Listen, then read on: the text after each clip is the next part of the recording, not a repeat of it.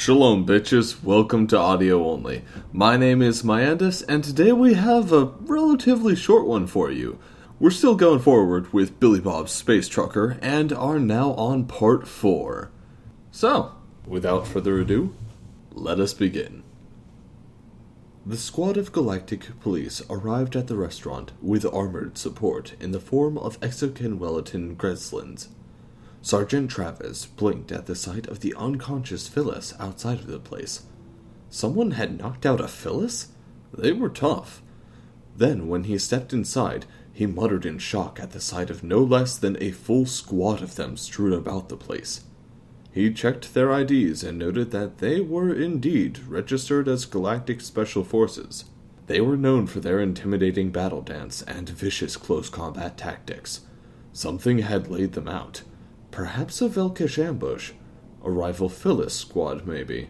The place was empty since the clients and staff had all run away the moment the fighting started. He didn't blame them. This place must have been filled with combatants. Technician Kevna, find the security footage.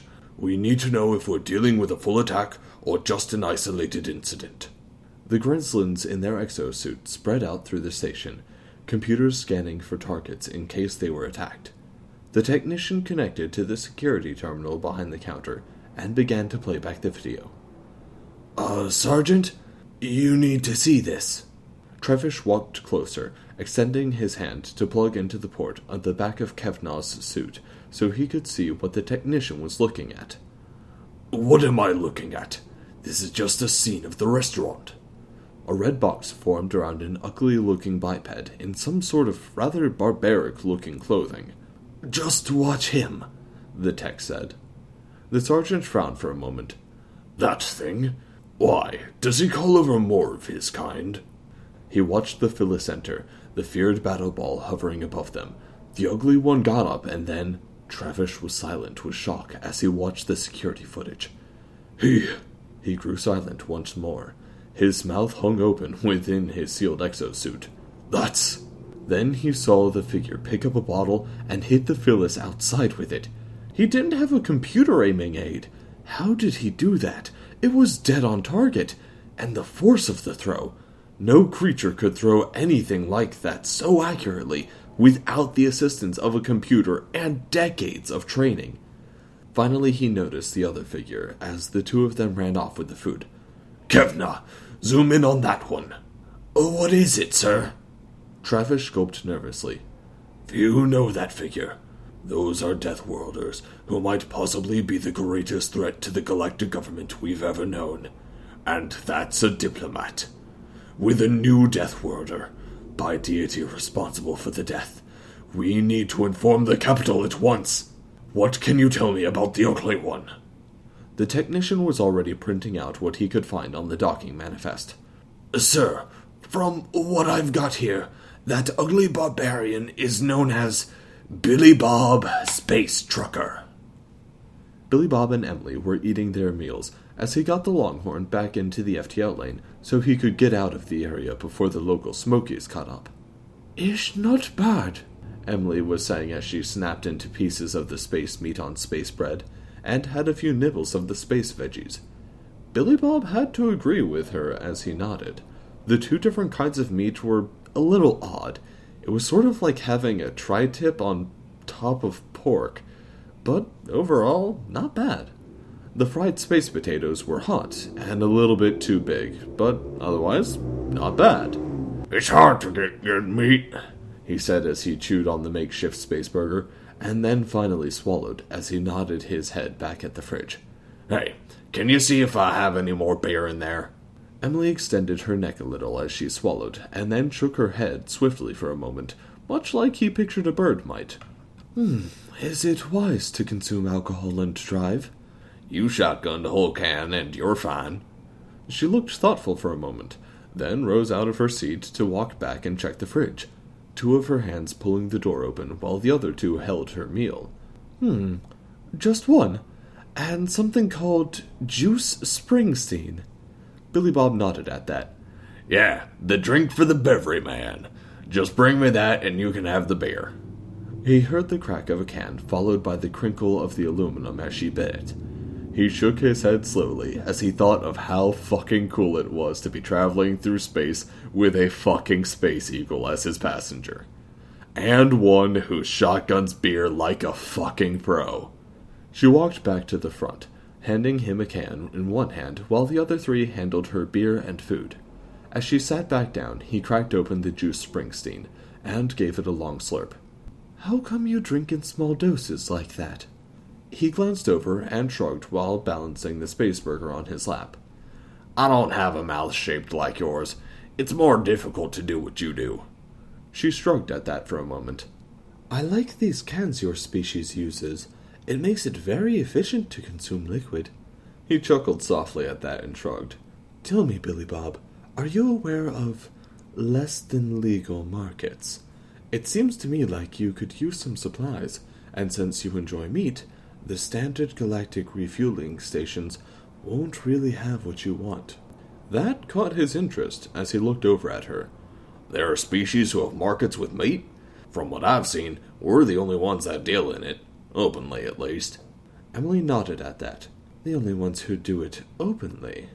The space goblins set up stations here and there to deal supplies to those who know where to find them. "The space goblins? I love those guys. They always seem like the sort of Xenos I want to get to know, but they're so hard to get a read on. I guess they have to warm up to us as a species." Emily actually looked surprised. "You've seen some already? I thought your species was brand new." "Oh, we are. I've seen a few back in our home territory. Good drinking buddies, funny stories. Good with blowing shit up. My translator picked up on the word you used, so it must be the same species." "Well, they normally won't deal with the species until they're well connected, so they must see something special in you humans." "A good deal, probably. So, is one of these stations nearby?" Emily nodded at that and tapped on his console as she showed him on the FTL lane map where he would need to go. It was about 12 hours along the same lane, so they'd make it there the next day. "Well, that's on the way to INAH-3. What's that?" "The planet I'm delivering the supplies to." "Right. So, is this what you do for your job? You just drive and talk and sleep and eat and drive?" "Yep. There's also music, and there's going to the bathroom and stuff. Unloading cargo, loading new cargo, arguing with the people who hired me, shit like that." "Does your pet not need to relieve itself? I don't see any special equipment for it." "Oh, Mittens? He goes in the space toilet." "What? Is he intelligent?" "Just enough to do that. I once downloaded a translator app from CNET that let me understand cats. Virtually everything translates to feed me or pet me, aside from when he was really content, and then says that I'm a good slave. Didn't like that too much, so I uninstalled it and talked to him like he's a stupid baby." "I see. Do you read much?" "Only my American Bible." "What's that?" "Let's finish eating before I get the book out. Don't want to stain it." She nodded at that, and they ate the remainder of their meals. Finally, Billy Bob wiped his hands on his shirt and tossed the plate over a shoulder and into his trash can without looking. Then he reached into a compartment near his feet and pulled out a leather-bound book that had hundreds of little colored tabs on the side that he'd placed in certain entries. "Volume 3 is what you're going to want to read. 1 and 2 are also important, but that's the one that really gets to the heart of what it means being an American." "Is it a religious text?" "You see, yes and no. It's complicated. Being American is sort of about transcending traditional religions. We think everyone is free to believe what they want in that sense. In fact, as our Bible states, it is the solemn duty of every American to spread free religion everywhere. If we see two people arguing about what religion is best, we kick the shit out both of them until they behave and believe really all religions pale in comparison to being American. So they can believe whatever they want and shut the fuck up about it." Emily nodded slowly as she tried to process what he was telling her while looking at the book. "But it's also a religion." "Well, sure. We believe in Jesus since he was such a great guy. That's in Volume 2. We used to believe that he was the son of God, but kinda grew out of that, and just believe he was a really peaceful American who got killed because everyone was jealous about how awesome he was. Then, his spirit was reincarnated in the Founding Fathers, only with violence added in because being peaceful sure as shit didn't work out for him the first time. What? Just start reading. See, about 100 years before Contact, we had a bunch of shitheads with religious extremist ideas around the world. There was this one guy in charge of a religion called the Pope. This guy was awesome, sort of like the original peaceful Jesus. Told people to get along and be nice and stop being dickheads. But of course, them being dickheads, they didn't like it, and they killed him. Real dumb fuck move, of course, 'cause the peaceful people got all pissed off. Everything went to shit. Then this guy in America realized that we needed to really do something about this shit once and for all. Emily began to open the book and read portions of it as Billy Bob kept talking. So, he made the new American deism, like the Founding Fathers. It's in volume 3. So we stopped worrying about all our religions, 'cause we realized our religion is to be American. You can be American and a different religion, but you're American first, like American Jew or American Satanist. Those guys can party. Really shitty roommates, though. Anyways, we went on a big old crusade to kill everyone who wouldn't allow free religion and settled shit real quick. Then we helped form a world government, but wouldn't join it, 'cause ours was better anyway. That made Emily look over with confusion. Wait, your clan helped form the first united government on your planet, and then you didn't join. Yeah, it might be okay for everyone else, but not us.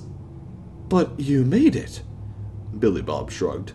It's hard to explain to non-Americans. If you visit Earth for a while, you'll get it. Mostly it was because no one was willing to spend as much on defense as we were anyway. Your one clan outspent the rest of the world on defense. Billy Bob grinned wide at that. Yep, that's how awesome we are. She shook her head. Then, as she pulled on the tabs, "Oh, those are awesome bits I always like. Read them out loud." Emily hesitated as she looked at the print on the page, and spoke up. And yea verily did the glorious first President George Washington, in all his glory and splendor, did deliver unto the face of the wicked King George, who might have the same name, but was a really totally shitty George in comparison, a wicked right hook, and laid him out flat. Billy Bob nodded as she read that. Fuck yeah, he did. That man was so awesome, we named our capital after him, a state, and a whole day. He's on our money, and we made a monument to show that he had the biggest dick of them all. He was a lifetime ruler. No, that's how awesome he was. Fuck, I love reading about him and our other founding fathers. The second president was pretty boss too. His cousin brewed beer, so I'm sure there were some serious parties in the White House while he was in office. Emily was shaking her head as she continued to read the American Bible in her lap. There's a section here dedicated on how to properly give people high fives and thumbs up. Oh yeah, proper etiquette for all Americans. They spent the next several hours with Billy Bob, explaining to her more about the American Bible and how his clan behaved. She seemed dubious, but his emphatic nature made it clear that he was being serious and honest with her.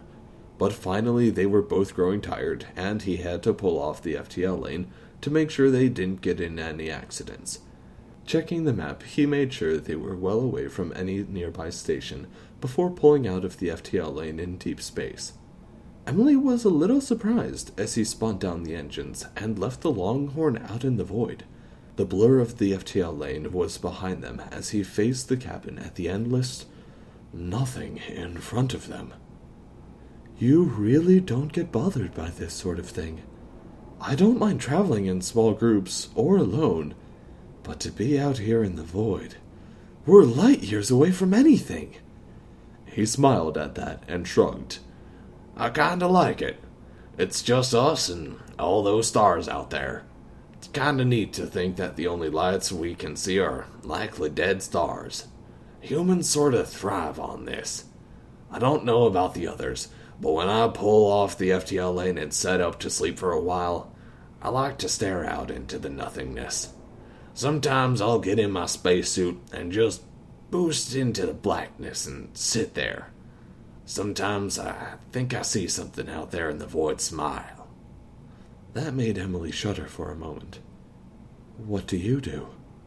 I smile back. Emily stared at Billy Bob for a moment and gulped, but he just smiled at her. Here, let me show you how my headphones work. It'll be up for a while, I think, since our sleep cycles aren't the same. He showed her the music system and set up a playlist for her, starting with Dark Side of the Moon. When she offered him the bed, he quickly turned her down. Sorry, but a real American will always let the lady have the nicer spot to sleep. I'll just sleep in my chair. I do it all the time.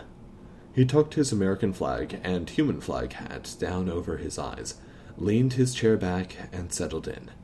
Emily looked from the Bible in her lap over to Billy Bob. She couldn't believe these humans, or these Americans specifically.